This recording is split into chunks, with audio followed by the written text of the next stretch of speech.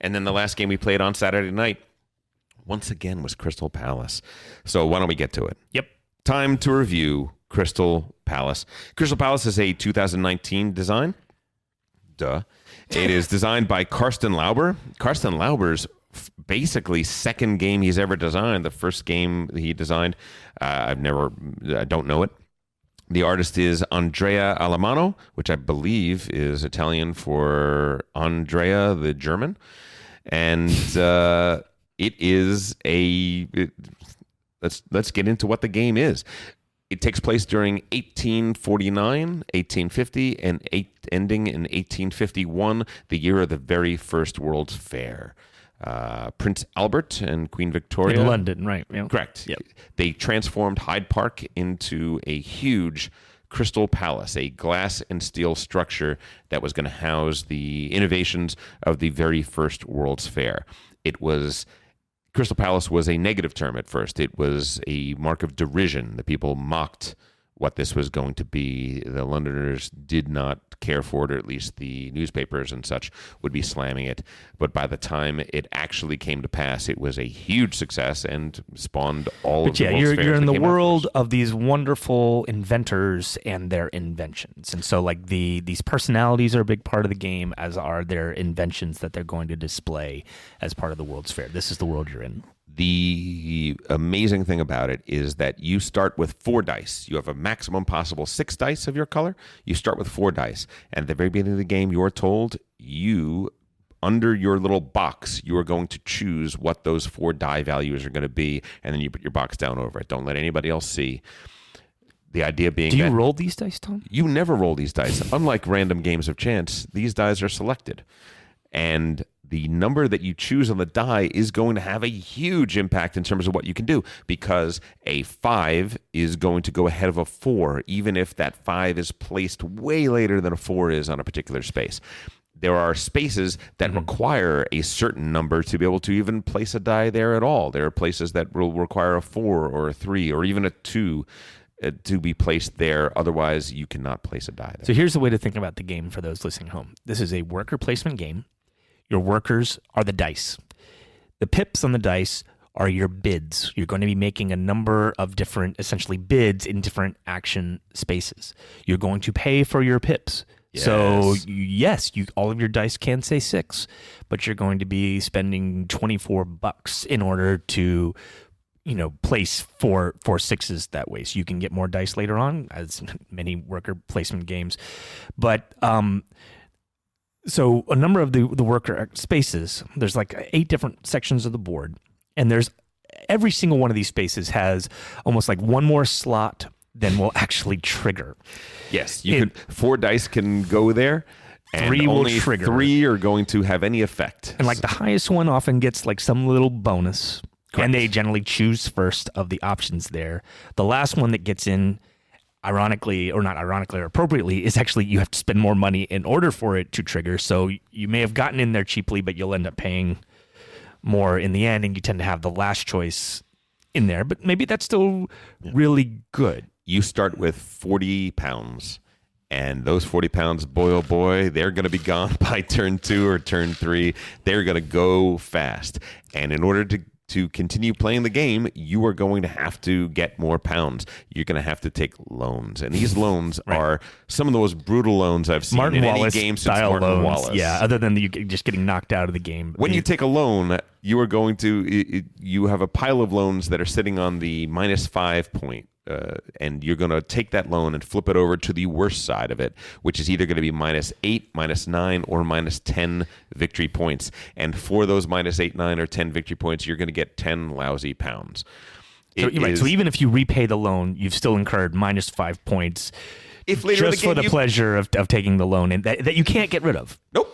You Ever. cannot get rid of it no matter what. So all you can do is once mitigate you take that it. loan, Yeah. at worst, the best case scenario, it's going to be worth a -5 point no matter what. So this game has this lovely kind of fun inventor and their inventions, World's Fair kind of theme, but it in fact is incredibly brutal and interactive, where every single round you are placing your workers on these action spaces, and other people are actively trying to screw you out of your actions. You're always wondering, will this be enough? Will this, be able to do the thing I want it to do?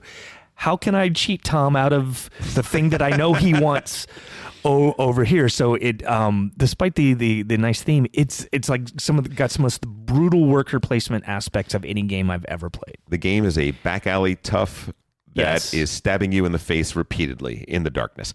It's kind of amazing. The choice of what numbers you are going to put on your 4 dice is one of the most delicious things that I have played in this year or in many, many years, because I'm looking at my money. I'm looking at all of the various places that I can go, and there are 9 locations that you can put dice on. Yeah. So the variety of choices that you can have are vast, and trying to guess what other people are going to pick. By the way, if you pay the most, if you pick the highest number of dice, you're going to go first as well. So another huge bonus. If you have the lowest number of dice, you're going to gain 1 newspaper, which is a minor economy that happens in the game. There are several economies in the game, which we'll get to. Let's go over what the locations are where you can put these dice, though. There's the patent office. Patent office, you get patents. Patents are going to be fantastic inventions. And when you get them, they don't cost anything to get. But in order to flip them over and make prototypes you have a out of them. recipe that you have to complete. Exactly. Essentially. And the recipe almost always is going to cost a combination of light bulbs and gears. Getting light bulbs and gears is a pain. It is difficult to get enough of these things in order to be able to do the things that you want to do.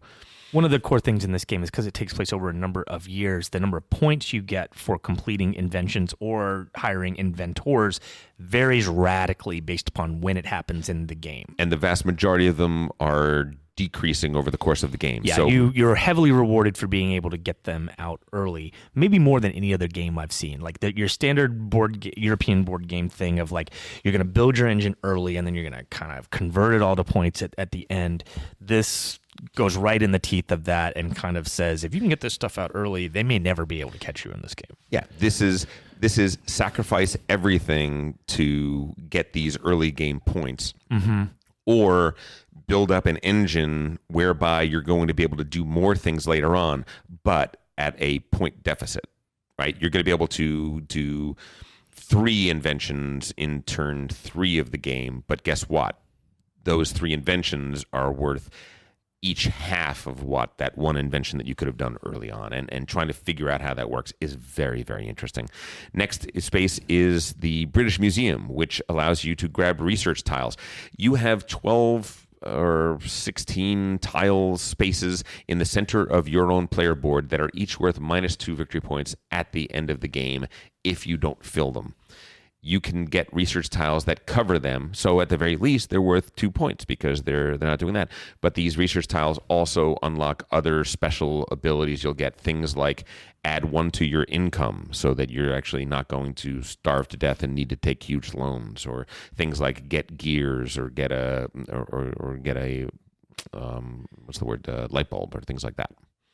I'm not sure we need to explain every single space here. I mean, some of them are pretty not standard. There's a lot of new stuff here. There's like a hype. There's a hype track or something. What is it? The buzz track. Yeah. Buzz, like you got to build interest in people. Let's do it simpler then. Let's say that the 2 of the main ways to get points are by getting these patents and then making prototypes out of them, and getting famous personages to come and join you as well. Personages, when you get them into your entourage, you must pay immediately. There is no, I get it and later I have to pay for it. Not only that, you have to pay them continually over the course of the game. Right. The amount that you have to pay them varies from person to person, and varies by how fancy you are, how much influence you have. There's another place called Westminster, and if you're in Westminster and get enough influence, guess what? These people don't require a lot of money to hang around you. The fancier you are, the cheaper it is to keep famous people around you, which is awesome. Not only that, but there is an interaction between the patents and the people. Right. Levi Strauss is very interested in a couple inventions that are going to be here. Florence Nightingale is going to be interested in a couple things. Queen Victoria herself, you can get. Boy, she is pricey. I thought a lot of them were like pricey. the inventors and their inventions. Is that not the case? It is not the case. It's the things that they're interested in seeing. So if you can put the invention with the person who's curious about it, you get some bonus points. 4 extra victory points per synergy. And a lot of these guys, a lot of these people, I should say, men and women, they did a very good job of not having it be a solo gender game. Right. They are.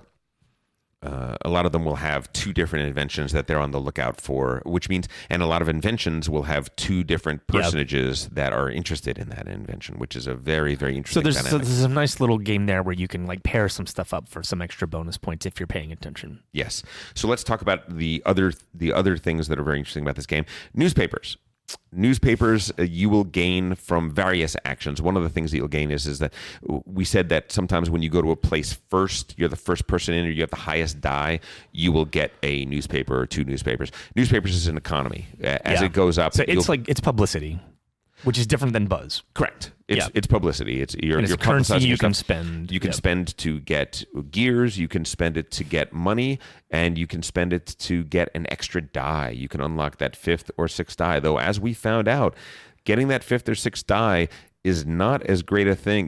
Generally in these games, extra workers. It's not exactly family growth, is it? No, it is not.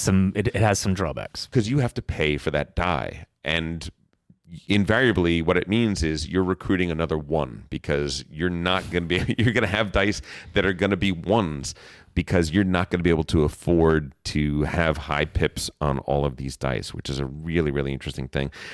Second thing is buzz. There is a buzz track that we have not only barely scratched the surface in our 4 plays of the game, but Trey, you wailed on it once, which was interesting. Getting ahead of those, first of all, there are points at the end of the game for first, second, and third place. They're not a lot of points, but they're there.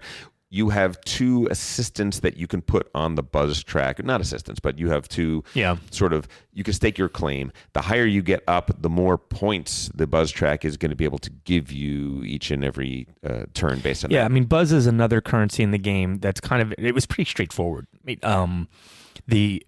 There's a lot of really cool stuff in here. A lot of stuff you have to combine. Buzz is one of them. I'm not sure that they're like that the buzz track is anything particularly fantastic about this game, but there's a lot of different stuff going on, and that's one of them. And so it's just another thing to balance. Like the decisions in this game are really rich. Yes. And so if you are one of those people or groups that is uncomfortable when players are taking a long time in order to deciding how much you're going to spend on your dice, or even when it's your turn, what you're going to do. If that is not something you enjoy in your gaming group, this game is not for you, because these are tough decisions, and sometimes somebody's going to be just sitting there staring at the board for a minute.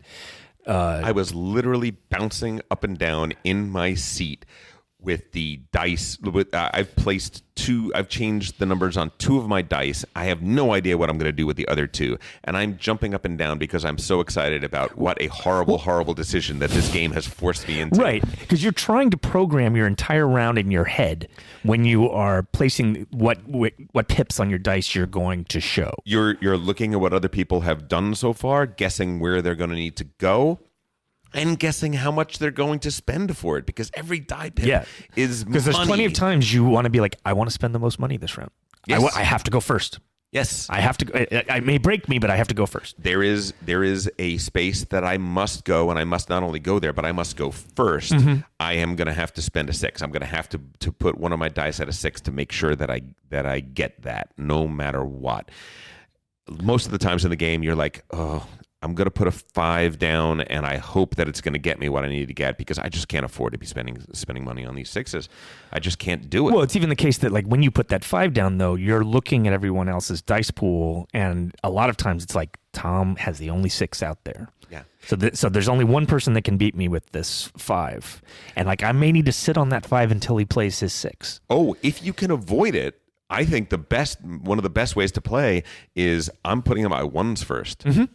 because there are very few spaces that you can put a 1 where you're not spending money to put it on that space. So again, this is just what Tom's talking about. It's just pointing towards the richness of the decisions that you are making constantly in this game. It also has the advantage of a lot of games that we like where, because you've got 4 to 6 dice that you're placing every turn, you're rarely waiting long before it's your turn again. And the things that are happening on other players' turns are of immense interest to you. Yes. Like I think we have, as players, we have less and less patience for I took my turn. I can go, get a soda for 15 minutes before it's my turn again, and then I can just kind of see what's happened and take my turn. This is not that game. Consequential mini actions.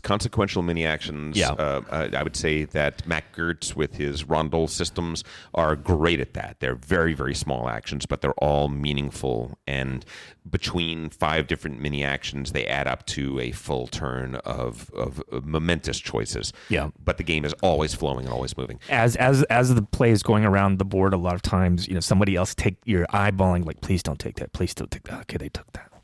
And now you have to completely recalculate, and like you're recalculating as everybody takes their turn all the way around. So I think the end result was you're just highly engaged and involved all the time, which is the hallmark of a really good game. Trey has a 5 that he hasn't spent yet.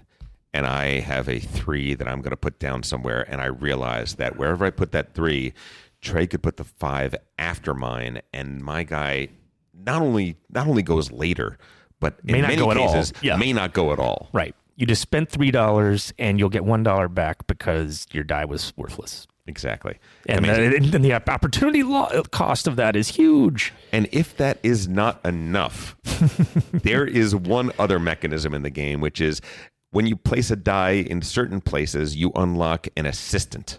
You have 6 assistants. One of them is on your player board and can get a maximum of 7 victory points for that. But that's not really what the assistant action is about. What the assistant action really is about is going to the black market. And the black market is just deliciously awful. What demon designed this game to create the black market mechanism in this evil thing in the center that is so delicious? It is so wonderfully awful. What it is you place your assistant in the lowest available space on the black market, and at the end of the round, you are going to get the benefit that space gives you. Which these tend to be really efficient. These tend to be really efficient actions. Yes, they're nice because at the end of the round, each assistant is going to go down 1 space. The bottom guy is going to fall off of it, and everybody else goes down 1. And the next round, they're going to get the next efficient benefit. But if you are not on the bottom 2 spaces, any of those other spaces, you can drop down 1 space. If that space is full, of course, you're going to have to drop it down as far as you need to drop, and you can grab one of the gears. There are 3 gears in a 4-player or 5-player game that are available to you. Gears are very hard to get in the game, so being able to drop just a little bit to grab a gear is a great thing to do and a huge benefit. But that's not the most evil thing. Trey, what's the most evil thing about the black market? The black market is perfectly marries theme with mechanism here because it's a source of cheap resources, highly efficient as part of the game. But as more and more people go there, up to the point in which the market becomes completely full, the illegal market gets busted and everyone is kicked out. Except for the last person in, which creates an enormous kind of game of not chicken, but impending doom. Oh, kind of chicken. Well, definitely not chicken. But like as it gets more full, you kind of realize, oh, this is going to get busted. And there's one little space on the board that allows you to do something very rare, which is put down 2 assistants. So like one person tends to be able to ruin everyone else's day. And who was that? I think we busted the black market twice. You did, and rightly so. But it's what it does is like it's if you're greedy, yes, which I was, yes, you get punished. And so like the illegality of the black market is kind of perfectly reproduced in the way this works. And when it happened to me in the first game, I got up and started to leave the room. I was so mad that like I had invested so much in this and just watched it completely go kablooey.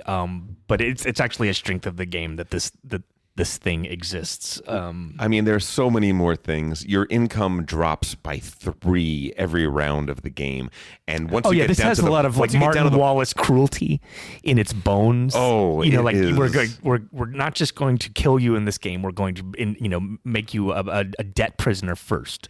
And let's say Jennifer Schlickburn, our newest game brainer, the newest addition to our game brain team, Jennifer Schlickburn, played a game of it and hated it. Yeah. Oh, she was like, I hate games that are mean to players, and this is the meanest game that I have ever played. This is horrible. She was just. Now, I'm eager to hear more from her on this. Yeah, I'm sure we will. But this was at the end of her con. This was way late in the week. She had been playing games nonstop, and we're all a little fried. Yeah, she hated it. She went on Facebook and posted, right. "I just played this," and the very first post. She is. Let's put it this way. She is a game veteran. She has a lot of really very powerful, well connected. Really well connected. The first reply post for her post saying how much she hated Crystal Palace was from Vita Lacerda, and Vita Lacerda's reply was, "For me, it's the game of the year." Yeah, game of 2019 for me. So there you go. It just shows that it is not for everybody. Because what she's got her finger on is that it is a game that is punishing. Yep. At the end of the game, if you've played very well, you probably have minus 20 points in score. There's probably minus 20 points on your board or more, and you're going to win the game. So you have to wrap your head around that. You have to wrap your head around the idea that you have to be comfortable with debt. You have to be comfortable with there's a razor's edge of solvency that you're balancing in this game that's not unlike Age of Steam. One of Mark's games, he got up to 130, 140 points and had minus 70 points. In debt, yeah. His score was cut in half. He did not win that game. He tried something. He explored the space. He played a high pip game. Yep. We had another player that played with us, and one round she had 5 dice, and she put them all at 1. She tried to go cheap. All ones. That did not work as well. No, she still ended up spending a ton of money. Really, really bad. Yeah, razor's edge. You can't go too expensive. You can't go too cheap. You got to find that equilibrium every turn, and it's very hard. Is there going to be a turn where we talk about the negative things of this game? Not really. I mean, what we just said is true. Well, I have this is not for everybody. Go ahead. I mean, it's not just the complexity. I think that this game is a real step forward or new. Feels new in terms of like worker placement. Like the way they're doing this exactly feels like worker placement like I haven't experienced before, and it's done it really well. I don't know if this game ultimately is like the cards were especially well designed. I could use more there. Yeah, I agree with that. Like the thing I like is are the core mechanisms. I'm not sure the implementation of the actual cards works out exactly right. I will need more plays, but like one of the things is like the way the inventors and the inventions or the personalities and the inventions match up. Like the deck's too thick, so you don't know if those things are going to pay off as well. Some cards just seem to be a lot better than others, which is generally fine because we are absolutely in an auction mechanism place where like you can let the auction balance things out. Well, I got one particular person that was very interesting. There's some broken stuff. He gives you $6 if you have no income, right? Basically, which basically there's a few game breakers in makes there. It so that you can sit down there. I'm not sure it breaks the game, but it does allow a strategy that otherwise you cannot pursue. Well, some of the cards are just boring. Like we had one game where we got to the final round and there were like no good point scorers on the board between the inventions and the personalities, and that seemed weird. Well, sometimes you hit a lot of synergies in a game where you're getting the person, oh my goodness, this is the invention that I've been waiting for. I have 2 different guys that both get points based on this thing. Mm-hmm. Or sometimes you have the wonderful thing where I have one personality that needs this invention. You have the other personality, and now we're fighting over it. Some games it just doesn't pan out because the decks are large enough that those things aren't always going to come out. But like we play plenty of games where they structure the decks so you have like age 1, age 2, age 3, and through the ages, for example, so that you have this kind of, accelerating card demands that you have to fulfill. This doesn't do that. Like the deck's the deck, and it's going to come out the way it's going to come out. Like we had one game where I felt like, oh, we have all these resources in the end. We're all ready to score a bunch of points, and like the contracts, essentially, the targets for our resources just weren't there. In the final round. So I don't know if this game ultimately is going to be like this fine-tuned gem, but the underlying mechanisms and bones of the game are pretty spectacular. I think we just need to get to the end of this because we're running out of time. I will say this. Before I played Crystal Palace, I thought the epitaph of 2019 would be there is Barrage and there is everything else. Like Barrage for me was such a hit. And there were a lot of other games that I liked, but no other game that I truly loved like Barrage. Now I can safely say that there are two amazing games this year. Crystal Palace, I'm wondering. The more I played it, at first I was like, "Oh, this is clearly my number 2 game of the year." After like the second play, now after 4 plays, I'm in the range of. It's in the discussion. It's in discussion. Yeah, it really, really is. It's an amazing game. I highly recommend. It is about to come out just about everywhere. Any day now, really, they'll start shipping. I think they've done their fulfillments already or are in process, and I think your online game stores are getting this game this week. So run, don't walk. If what we're talking about sounds, if you're not afraid about a game that's ready to punish you, if you're not afraid about a game that is mean, jump on this. If you like this podcast,